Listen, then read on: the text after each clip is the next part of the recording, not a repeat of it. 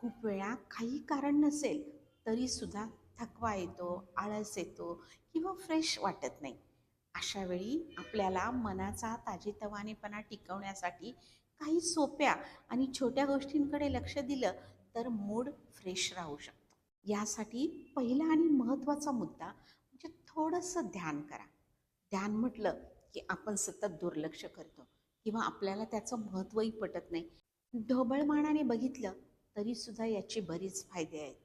रक्तदाब नियंत्रित ठेवण्यास मदत होते.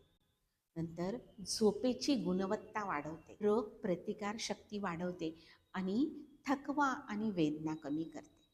मानसिक फायद्यांचा विचार केला तर ताण कमी करते, चिंता कमी करते, निराशा घालवते, मन स्थिर ठेवते, एकाग्रता, स्मरणशक्ती आणि निर्णय क्षमता वाढवते, सकारात्मक विचारशक्ती किंवा सकारात्मक निर्णय शक्ती वाढते. आध्यात्मिक फायदे जे आपण नोटीस पण करत नाही, यात आत्मचिंतनाची सवय लागते.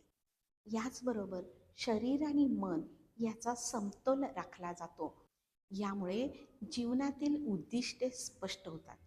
या पुढील माहितीसह आपण पुन्हा भेटतोय पुढील भागात. एक पाऊल आरोग्याकडे. धन्यवाद.